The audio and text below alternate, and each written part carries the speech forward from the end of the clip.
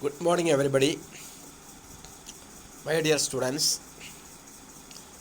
for the last few days, we were discussing different measures for making schools more inclusive.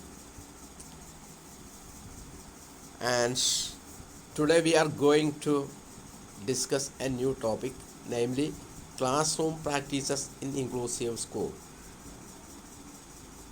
In this topic, we are going to discuss different programs that can be very beneficial for all children in an inclusive school, including the children with special needs. Now we can go through the topic in detail.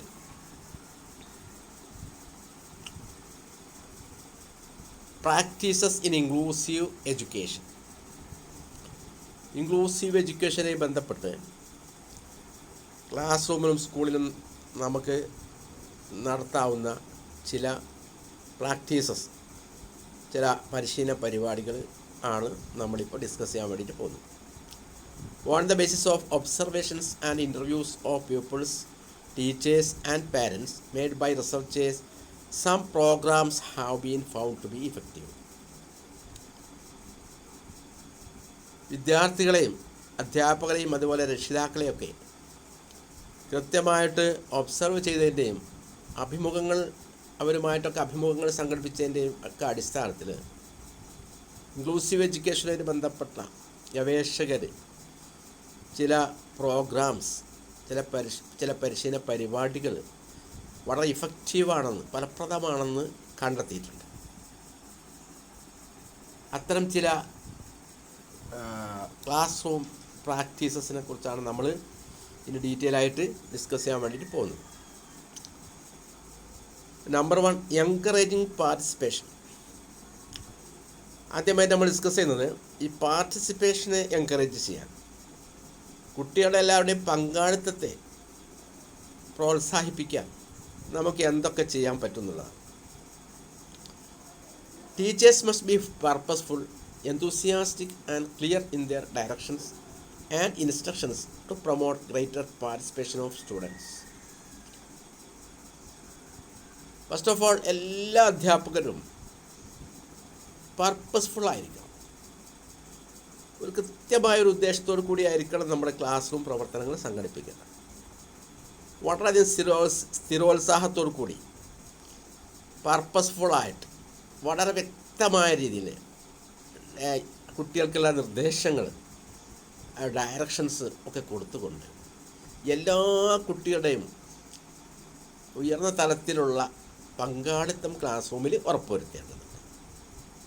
The teachers must make efforts to link lesson experience to the students' experience to enhance their understanding. നേരത്തെയൊക്കെ നമ്മൾ discuss ചെയ്ത കാര്യങ്ങൾ തന്നെയാണ്. അധ്യാപകൻ എന്ത് ചെയ്യണം? Efforts എടുക്കണം. എന്തിന്? To link lesson experience to the students experience. നമ്മളെ പാഠ്യവസ്തുതകളും പാഠഭാഗങ്ങളുമായിട്ട് ബന്ധപ്പെട്ട അനുഭവങ്ങളെ ചേർക്കണം. എന്തുമായിട്ട്? കുട്ടികളുടെ അനുഭവങ്ങളുമായിട്ട്. കുട്ടിയുടെ അനുഭവങ്ങളുമായിട്ടൊക്കെ പാഠഭാഗത്തെ പ്രവർത്തനങ്ങളെ എന്താണ് ചേർക്കണം.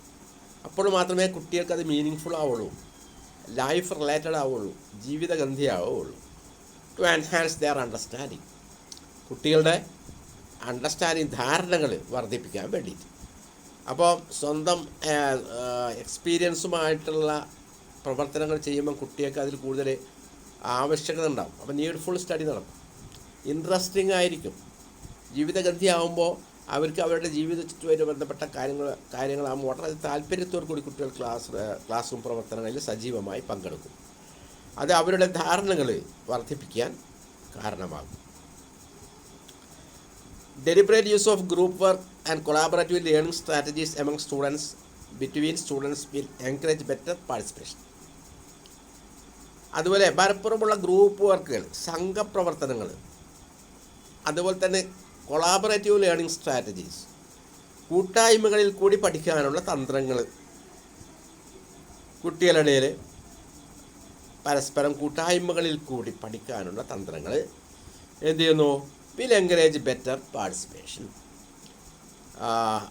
നല്ല തരത്തിലുള്ള പങ്കാളിത്തത്തെ അത് പ്രോത്സാഹിപ്പിക്കും.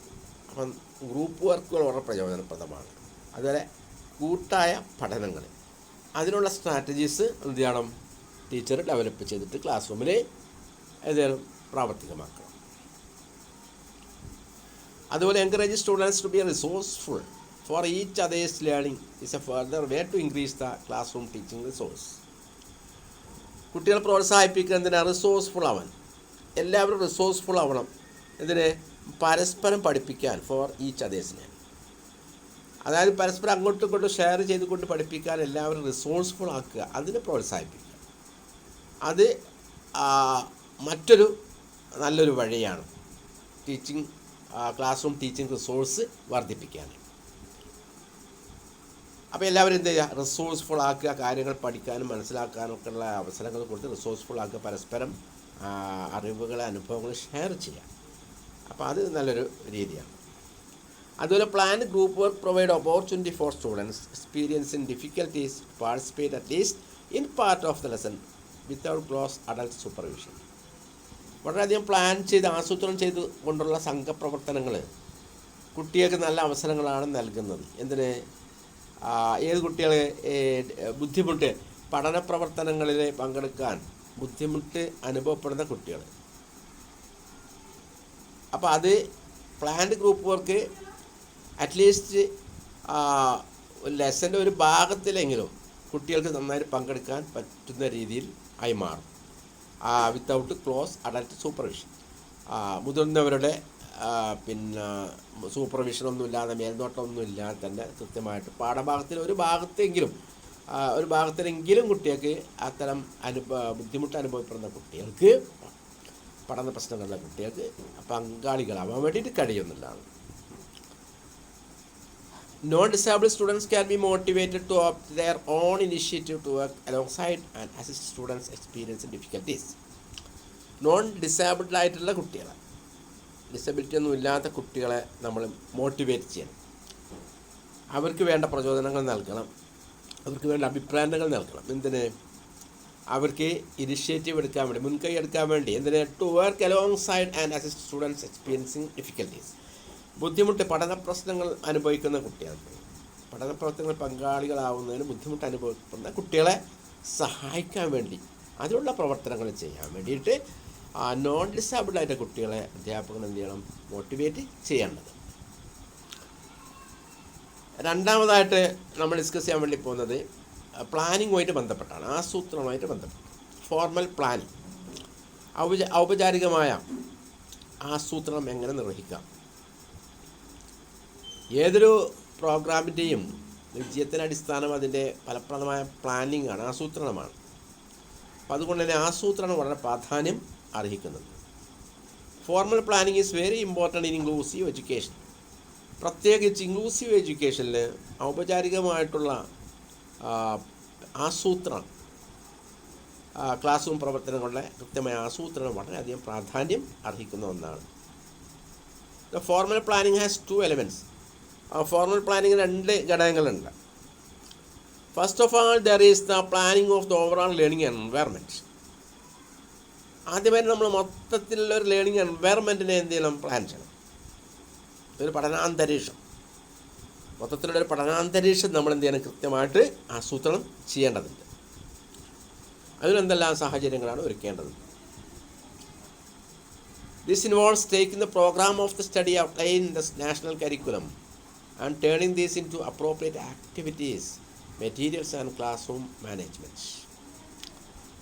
ഈ ലേണിംഗ് എൻവയറമെൻറ്റ് ഒരുക്കുക എന്ന് പറയുമ്പോൾ അതിൽ ഉൾപ്പെടുന്ന കാര്യങ്ങൾ എന്ന് പറയുന്നത് പ്രധാനമായിട്ട്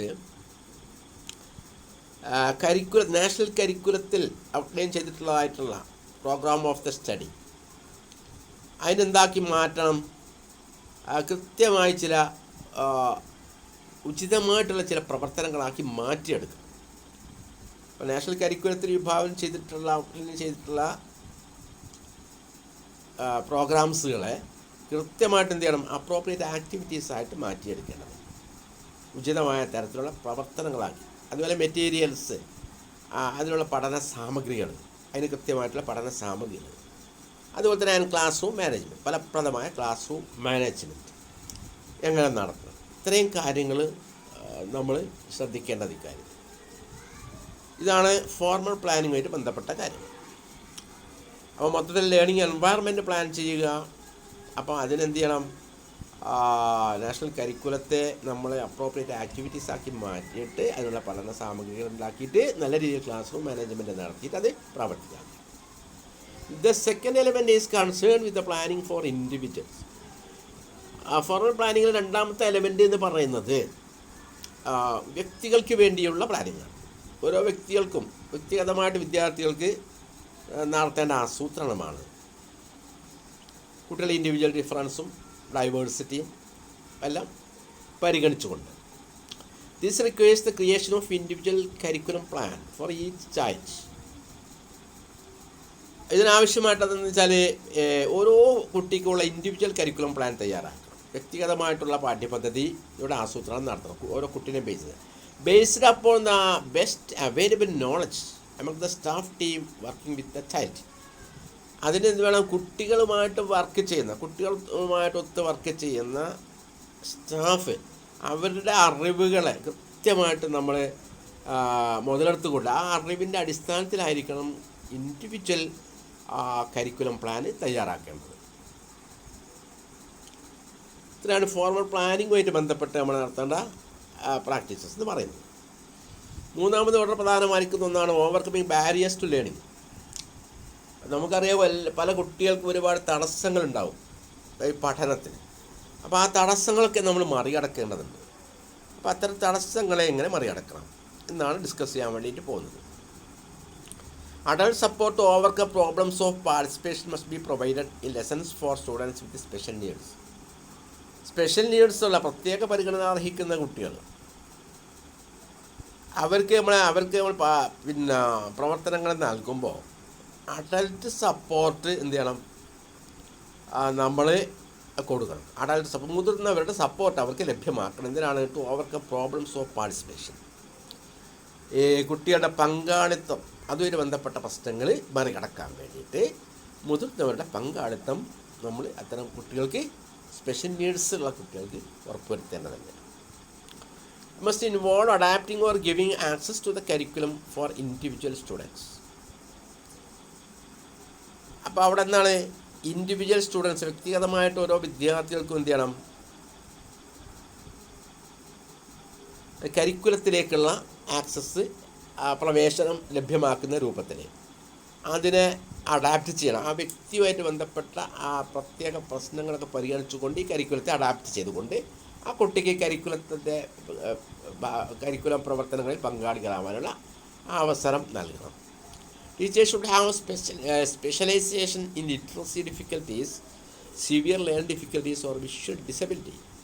അപ്പോൾ അധ്യാപകർക്ക് കുട്ടിയുടെ ഈ ലിറ്ററസി ഡിഫിക്കൽറ്റീസ്, ഈ കുട്ടികളുടെ ഈ ഭാഷാ പഠനമായിട്ട് അക്ഷരപഠനവും ഒക്കെ ആയിട്ട് ബന്ധപ്പെട്ട് പിന്നെ ലാംഗ്വേജ് സ്കിൽസുമായിട്ടൊക്കെ ബന്ധപ്പെട്ട് പിന്നെ ലേഖന വൈകല്യങ്ങൾ, അതുപോലെ തന്നെ ഭാഷാ വൈകല്യങ്ങൾ, ഈ കാര്യങ്ങളൊക്കെ ഉണ്ടല്ലോ, അതിൽ കൃത്യമായിട്ട് സ്പെഷ്യലൈസേഷൻ വേണം. നന്നായിട്ട് അത് സ്പെഷ്യലൈസ് ചെയ്യണം. ആ വിഷയം സ്പെഷ്യലൈസ് ചെയ്തുകൊണ്ടേ ആ പ്രശ്നങ്ങൾ എങ്ങനെ മറികടക്കാം എന്നുള്ളതിനെക്കുറിച്ച് ധാരണ വേണം. അതുപോലെ സിവിയർ ആയിട്ടുള്ള ലേണിംഗ് ഡിഫിക്കൽറ്റീസിനെ കുറിച്ച് നമ്മൾ ലേണിംഗ് ഡിഫിക്കൽറ്റീസൊക്കെ നമ്മൾ നേരത്തെ ഡിസ്കസ് ചെയ്തിട്ടുണ്ടല്ലോ. അത്തരം ലേണിംഗ് ഡിഫിക്കൽറ്റീസ് അതിനെക്കുറിച്ചുള്ള സ്പെഷ്യലൈസേഷൻ വേണം. ഓർ വിഷ്വൽ ഡിസബിലിറ്റി, അതുപോലെ തന്നെ കാഴ്ച വൈകല്യം. ആ കാഴ്ച വൈകല്യമുള്ള കുട്ടി ഏതൊക്കെ തരത്തിലുള്ള ഒക്കെ നമ്മൾ ഡിസ്കസ് ചെയ്താണല്ലോ.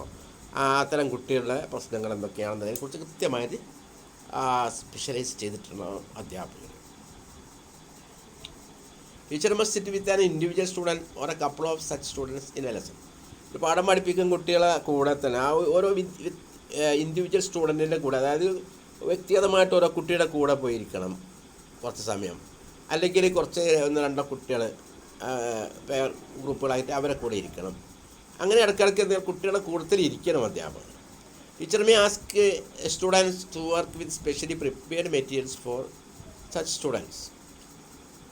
ടീച്ചർക്ക് സ്റ്റുഡൻസിനോട് പറയുന്നതിന് പിന്നെ സ്പെഷ്യലായിട്ട് തയ്യാറാക്കിയിട്ടുള്ള മെറ്റീരിയൽസ്, ഇത്തരം കുട്ടികൾക്ക് വേണ്ടിയിട്ട് പ്രത്യേകിച്ച് തയ്യാറാക്കിയിട്ടുള്ള മെറ്റീരിയൽസ് ആ മെറ്റീരിയൽസുമായിട്ട് വർക്ക് ചെയ്യാൻ വേണ്ടിയിട്ട് കുട്ടികളോട് പറയണം.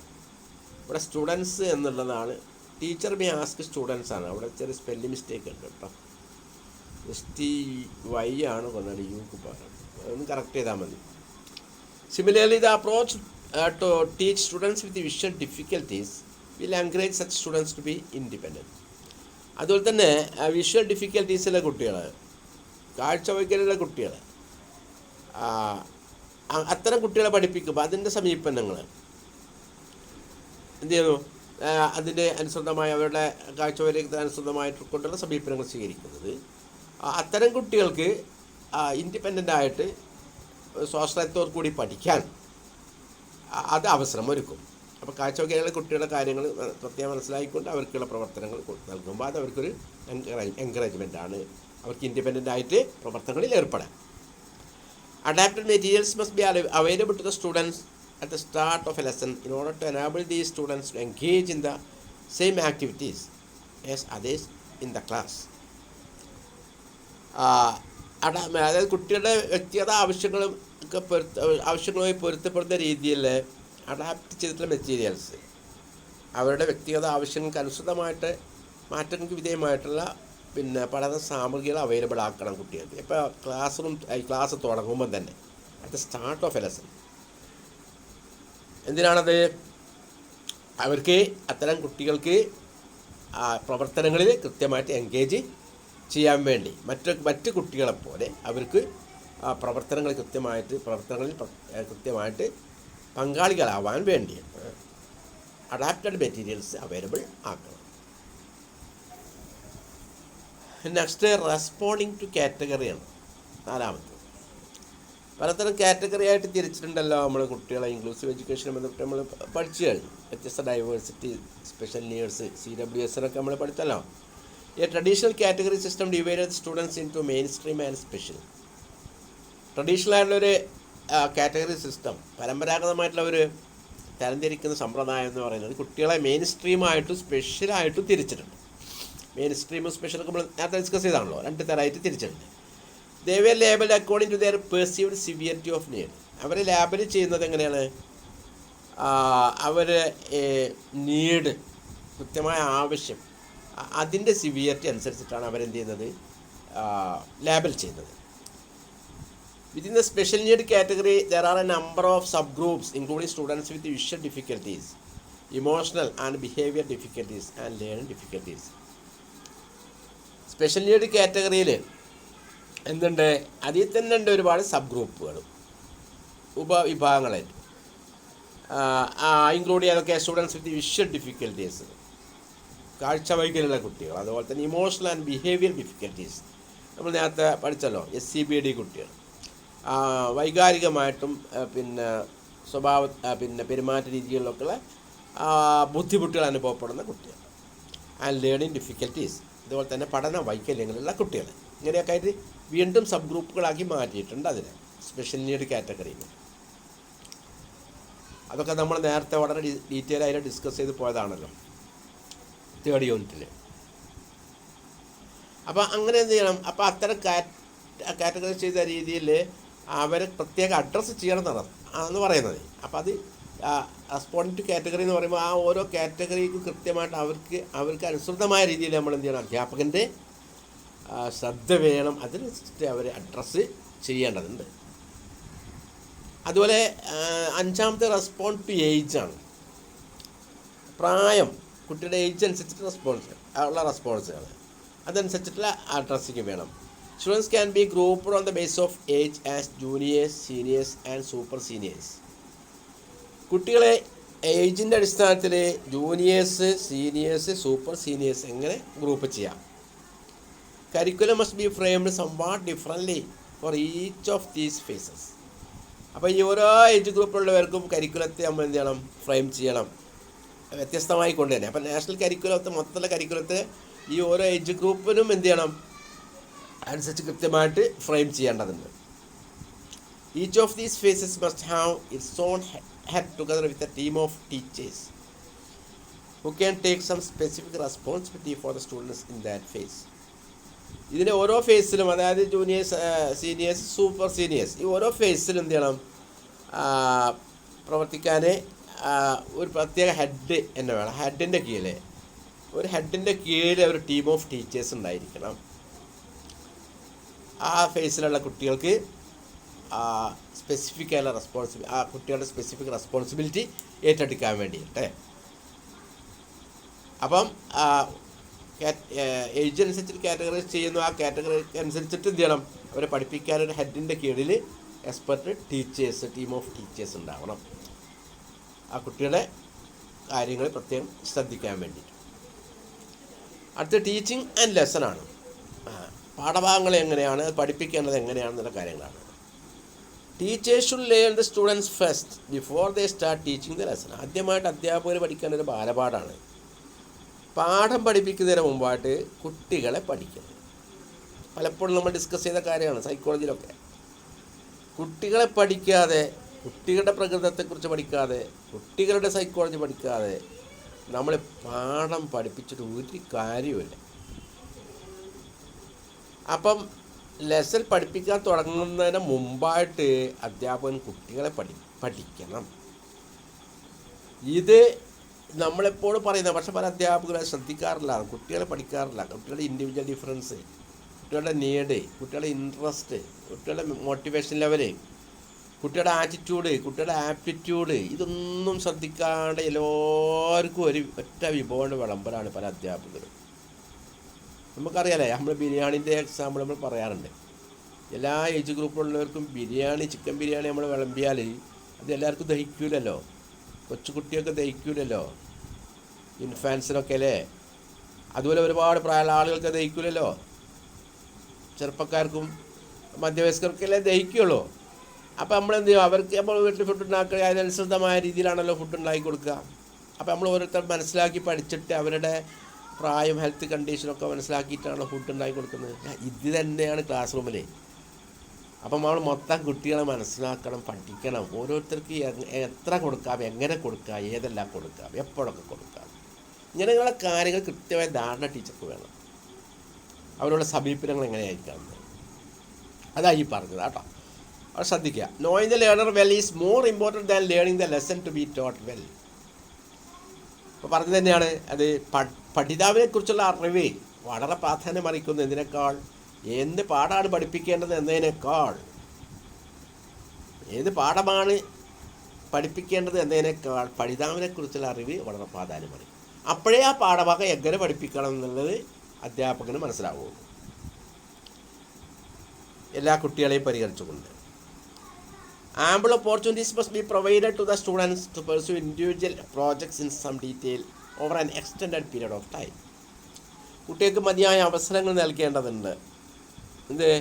ഇൻഡിവിജ്വൽ പ്രോജക്ട്സുകളൊക്കെ, വ്യക്തിഗതമായിട്ടുള്ള പ്രോജക്റ്റുകളൊക്കെ കുട്ടികൾക്ക് ചെയ്യാൻ വേണ്ടിയിട്ട് ഉള്ള അവസരങ്ങൾ നൽകേണ്ടത്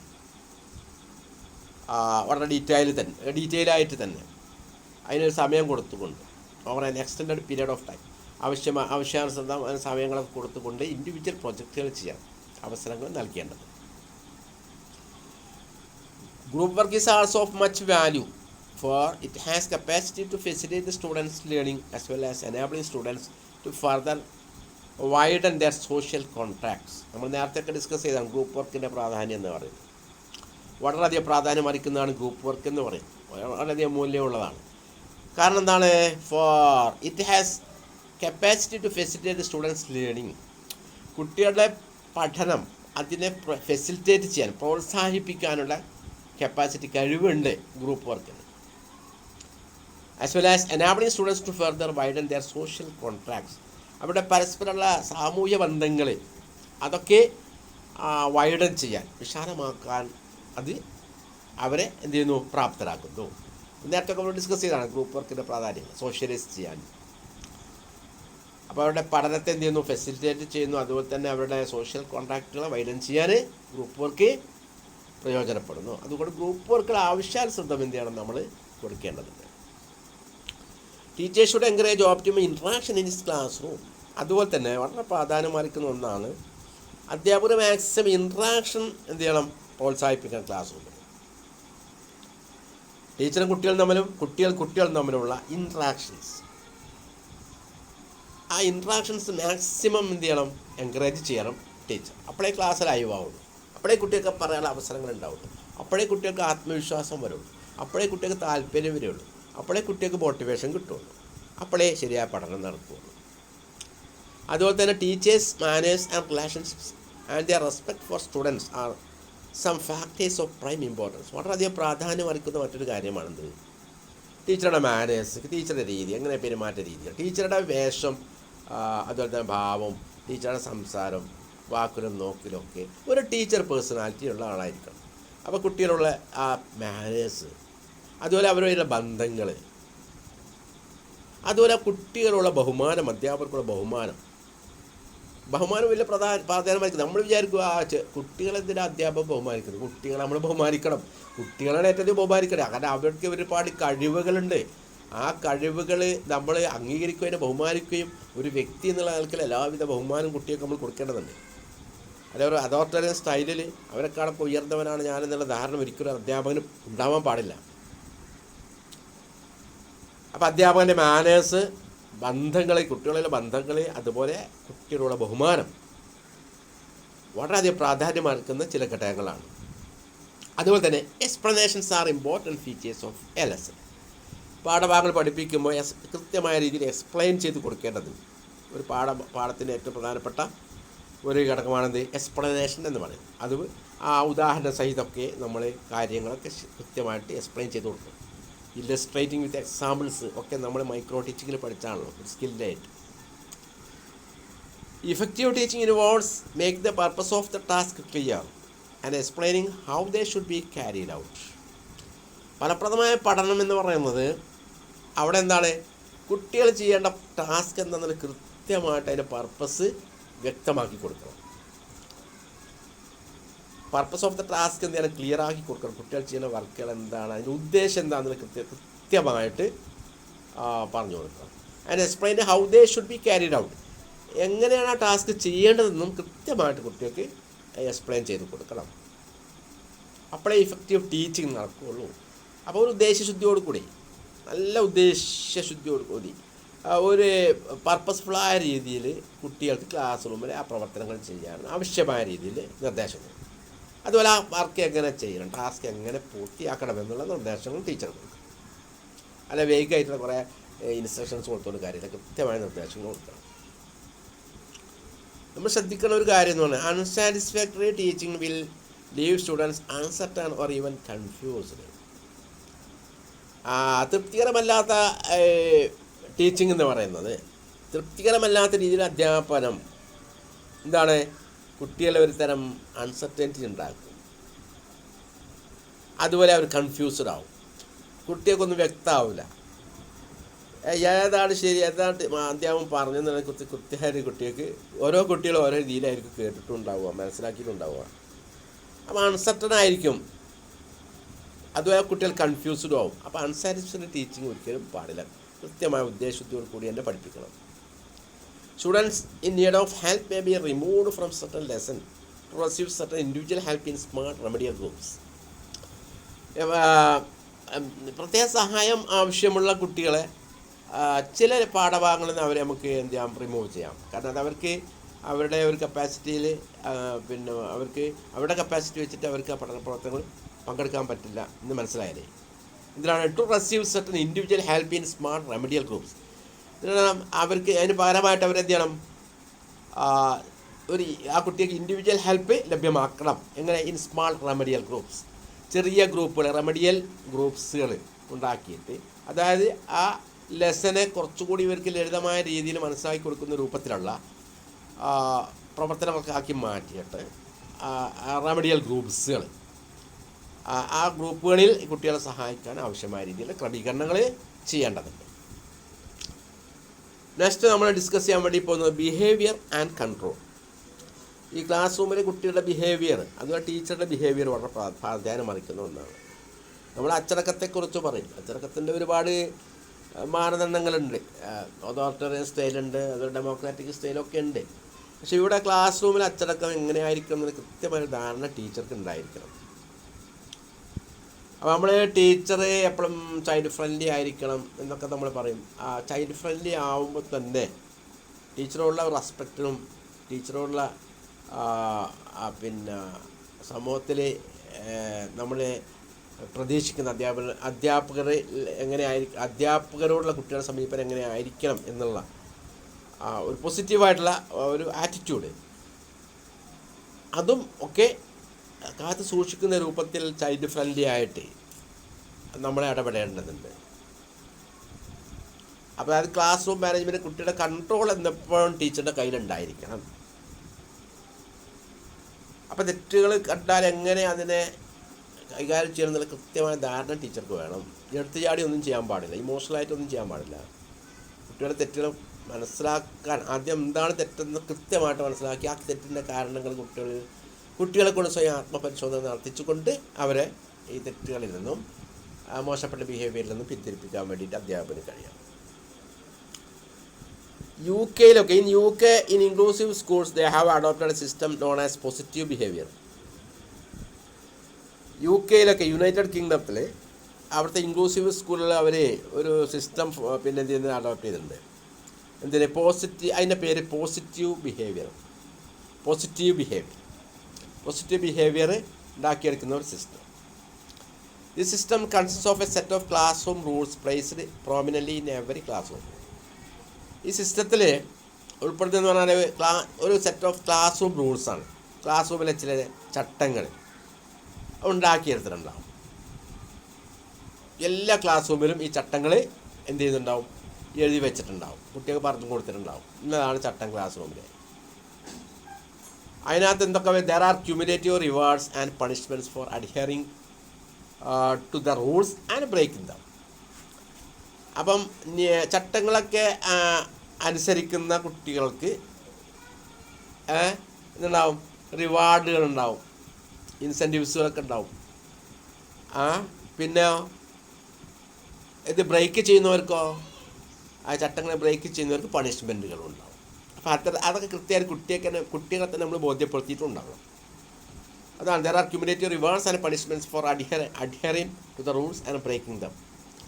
റൂൾസ് അഡ്ഹിയർ ചെയ്യുന്ന കുട്ടികൾക്ക്, ഫോളോ ചെയ്യുന്ന കുട്ടികൾക്ക് റിവാർഡ്സും, അത് ബ്രേക്ക് ചെയ്യുന്നവർക്ക് പണിഷ്മെൻറ്റ്സും ഉണ്ടായിരിക്കും. അത് കൃത്യമായിട്ട് എന്തൊക്കെയാണെന്നുള്ള കൃത്യമായി ലിസ്റ്റ് ചെയ്തിട്ടുണ്ടാവും, ക്ലാസ് റൂം നോക്കിയിട്ടുണ്ടാവും, കുട്ടികളെ ബോധവൽക്കരിച്ചിട്ടുണ്ടാവും. അപ്പോൾ പോസിറ്റീവ് ബിഹേവിയർ ഉണ്ടാക്കിയെടുക്കാനുള്ള ഒരു പരിപാടിയാണ്. Rewards consist of credits, certificates and prizes. Reward എന്ന് പറയുമ്പോൾ നമുക്ക് അവർക്ക് നമ്മൾ ക്ലാസ് റൂമിൽ അവരെ പ്രോത്സാഹിപ്പിക്കാൻ വേണ്ടി ചെയ്യുന്ന കുറേ കാര്യങ്ങൾ, ക്രെഡിറ്റ്സുകൾ, അതുപോലെ സർട്ടിഫിക്കറ്റുകൾ കൊടുക്കുക, പ്രൈസസ് കൊടുക്കുക,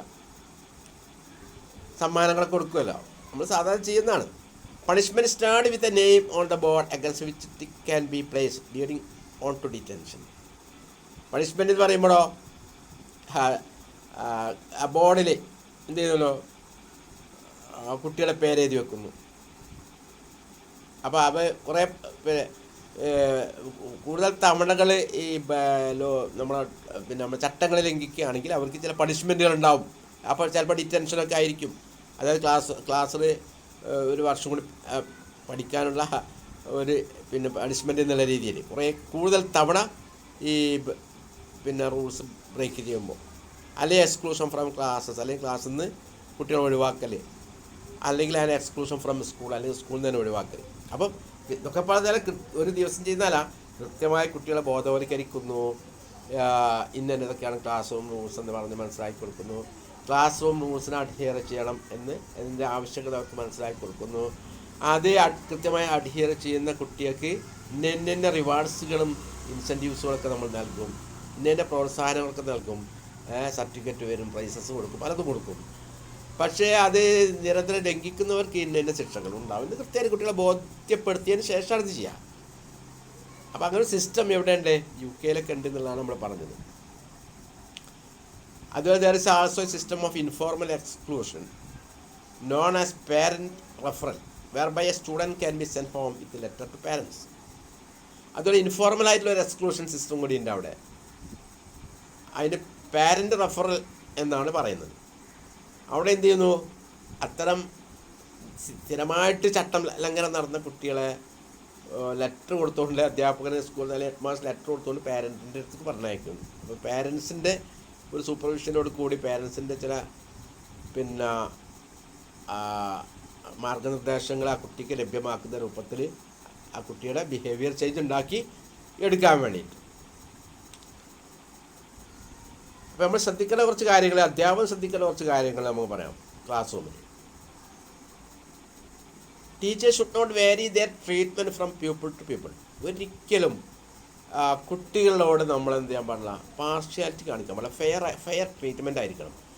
അപ്പം പിന്നെ വിദ്യാർത്ഥികൾക്കിടയിൽ എന്തുണ്ടാകാൻ പാടില്ല, വിദ്യാർത്ഥികളോട് നമ്മൾ ഡീൽ ചെയ്യുന്നതിൽ എന്തുണ്ടാകാൻ പാടില്ല, വേരിയേഷൻസ് ഉണ്ടാകാൻ പാടില്ല. എല്ലാ കുട്ടികളും ഒരേമാതിരിയുള്ള ട്രീറ്റ്മെൻ്റ് ആയിരിക്കണം. അതാണ് teachers should not vary their treatment from people to people. ഓരോ വ്യക്തിക്കും ഓരോ നിയമം അല്ല വേണ്ടത്, ഓരോ വ്യക്തിയോട് ഓരോ സമീപനമല്ല. ഇത് എങ്ങനെയുള്ള കാര്യങ്ങളിൽ റിവാർഡ് പണിഷ്മെൻറ്റ് കൊടുക്കുന്നത് കുട്ടികളെ മനസ്സിലാക്കി അനുസരിച്ചിട്ടുള്ള ഇത് കൊടുക്കുമ്പോൾ എല്ലാ കുട്ടികളും ഒരുപോലെ നമ്മൾ കണ്ടുകൊണ്ട് പാർഷ്യാലിറ്റി ഇല്ലാത്ത രൂപത്തിൽ നമ്മൾ മുന്നോട്ട് പോകണം. ഒരിക്കലും ഒരു അധ്യാപകൻ പാർഷ്യലാകാൻ പാടില്ല. പാർഷ്യാലിറ്റിയിലൊരു അധ്യാപകൻ ആ ജോലിക്കാൻ അർഹനല്ല എന്നതാണ്. Teacher should be fair. അങ്ങനത്തെ ഒരു പാർഷ്യാലിറ്റിയുള്ള ഒരു അധ്യാപകനെ സംബന്ധിച്ചോളം ആ ജോലിക്ക് അർഹനല്ല.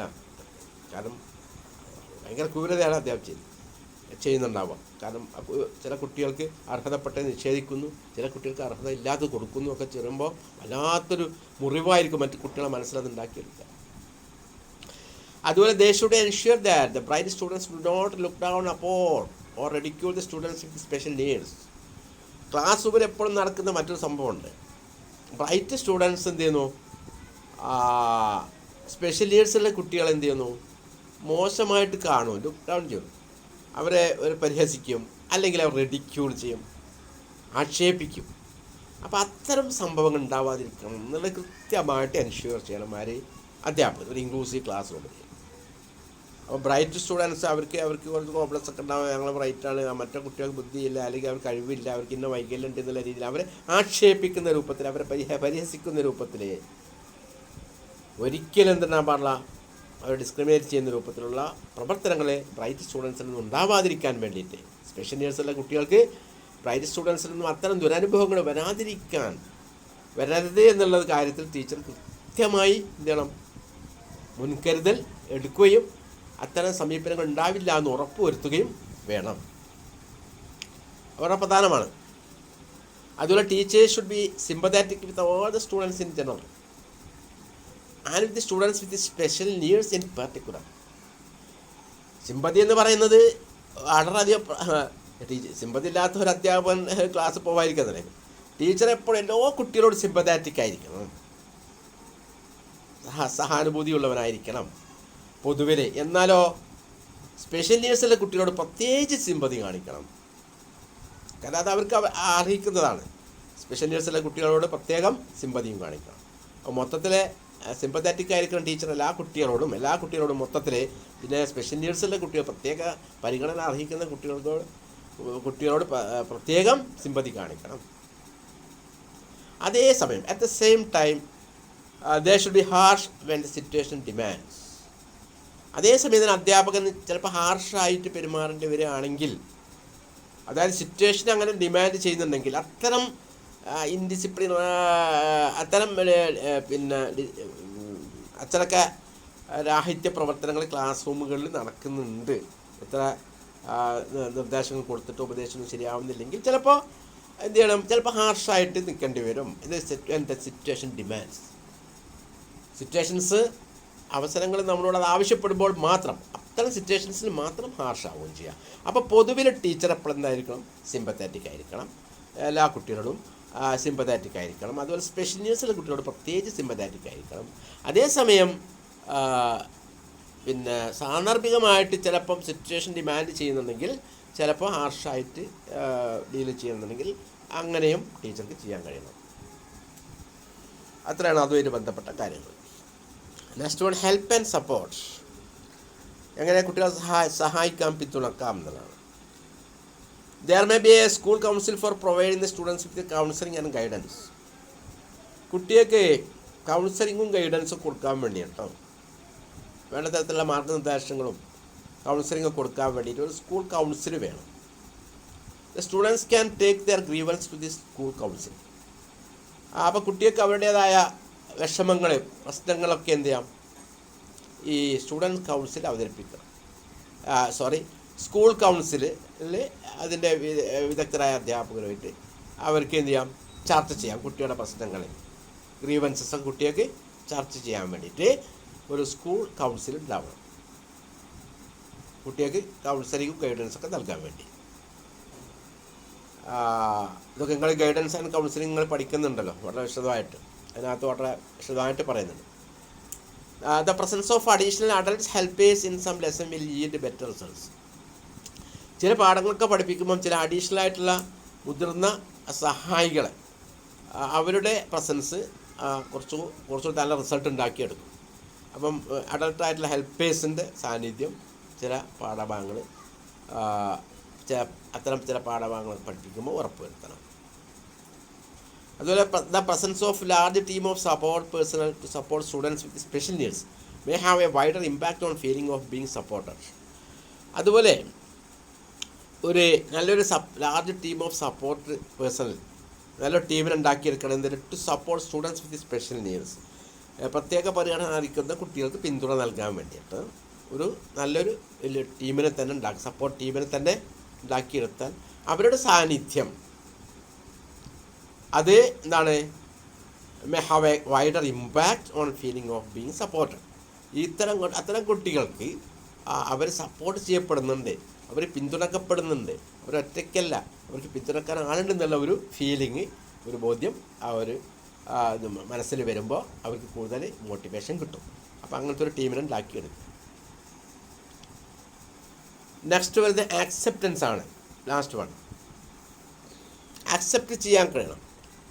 Acceptance, A good interpersonal relationship is very essential. എല്ലാ കുട്ടികളെയും നമുക്ക് ആക്സെപ്റ്റ് ചെയ്യാൻ വേണ്ടി കഴിയണം. ഒരു നല്ലൊരു ഇൻ്റർപേഴ്സണൽ റിലേഷൻഷിപ്പ് നമുക്ക് ആവശ്യമാണ്. A good interpersonal relationship is very essential. അങ്ങോട്ടും ഇടപഴകുമ്പോൾ ഇൻ്റർപേഴ്സണലായിട്ട് നന്നായിട്ട് റിലേഷൻഷിപ്പ്, പോസിറ്റീവായ റിലേഷൻഷിപ്പ് വളർത്തിയെടുക്കാൻ ഒരു നല്ല ഇൻ്റർപേഴ്സണൽ റിലേഷൻഷിപ്പ് ആവശ്യമാണ്. There should be a coordinate relationship between students and teachers. അതുപോലെ തന്നെ അധ്യാപകരും കുട്ടികളും തമ്മിൽ നല്ലൊരു കോർഡിയലായിട്ടുള്ള റിലേഷൻഷിപ്പ് വേണം. There should be a cordial relationship between the students and teachers.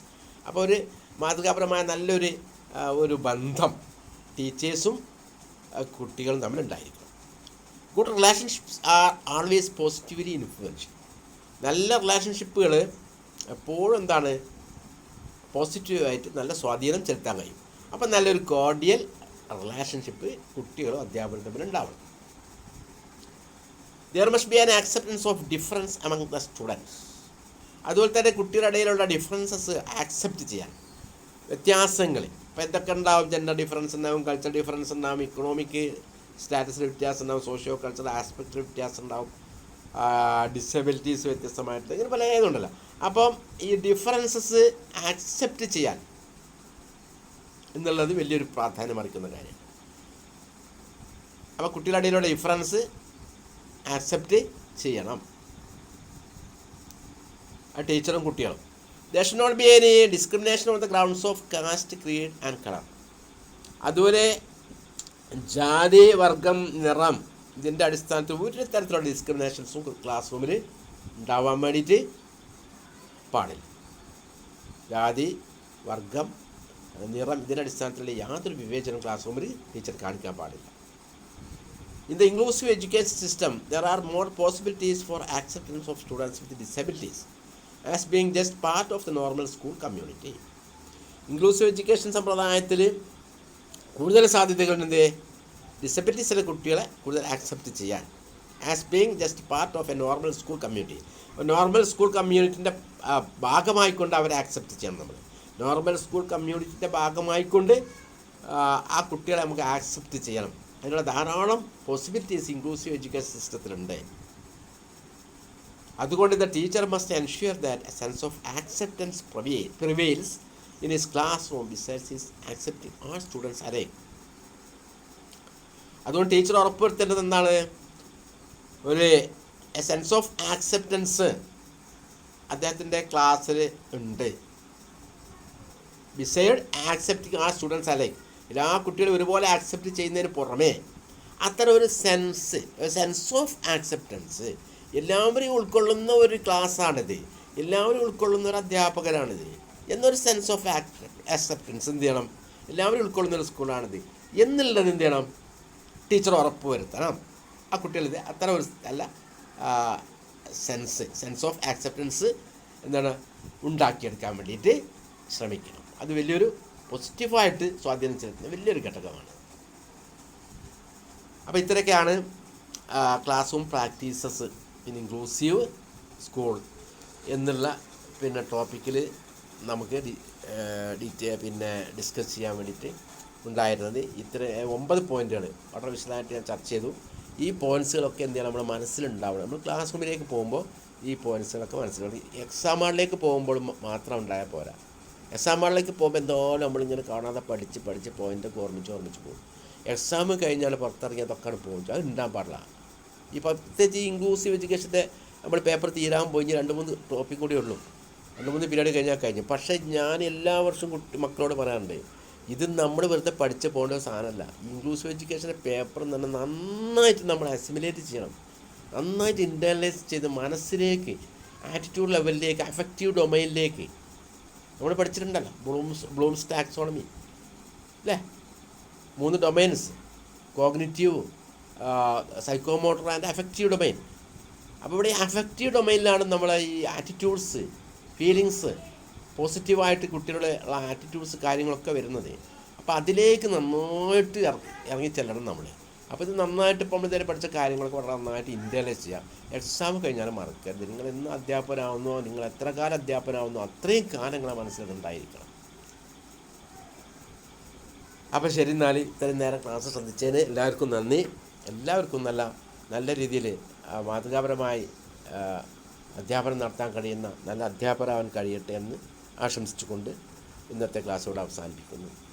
Thank you all the best.